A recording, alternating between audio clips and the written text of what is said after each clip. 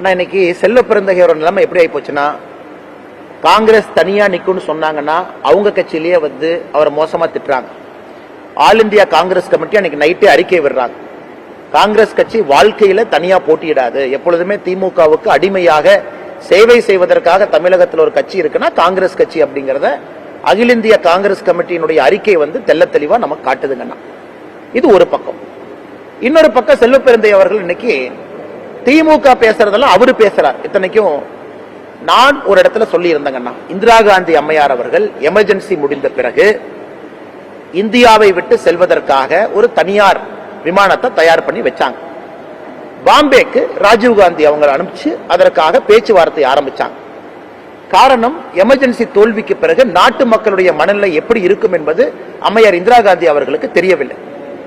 இது தெரிந்த பிறகு மூத்த தலைவர்கள் மொரார்ஜி தேசாய் அவர்கள், ஜெயபிரகாஷ் நாராயணன் அவர்கள் இந்திரா காந்தி அம்மையாரை தனியா சந்திச்சு அதெல்லாம் எதுவும் நடக்காதுன்னு உறுதி சொன்ன பிறகு இந்தியாவில் அவங்க தங்கினாங்க. இது உண்மை.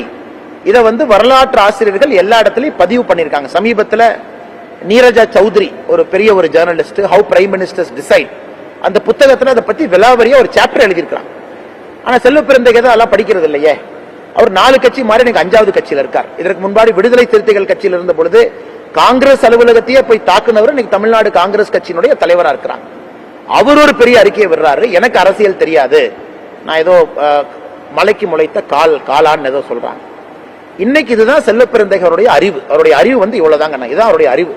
இந்திய சரித்திரம் தெரியாது, இந்தியாவில் என்ன நடந்தது தெரியாது, எமர்ஜென்சிக்கு பிறகு என்ன நடந்தது தெரியாது. ஆனால் தமிழகத்தில் நிச்சயமா தலைவர்களுக்கு பற்றாக்குறை இருக்கல், எந்த மாற்று கருத்தும் இல்லை.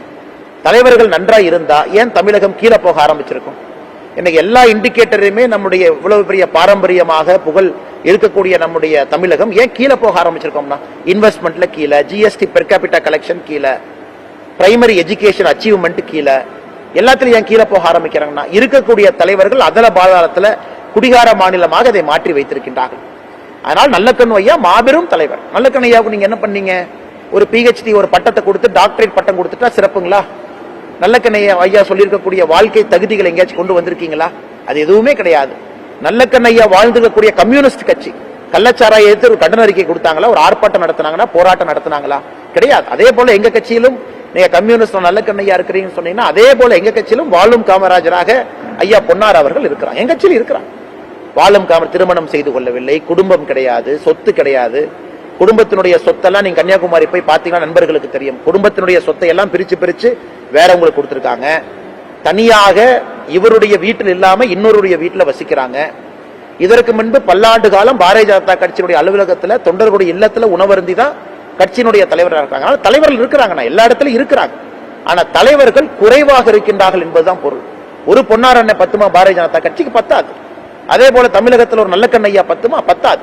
இன்னும் நிறைய தலைவர்கள் வேண்டும் என்பதைத்தான் நடிகர் விஜய் அவங்க குறிப்பிட்டிருக்காங்க. அதனால இதற்கெல்லாம் செல்வ பெருந்தகை அவர்கள் வெகுண்டெழுந்தாங்கன்னா ஆண்டவன் தான் அவரை காப்பாற்றணுங்க.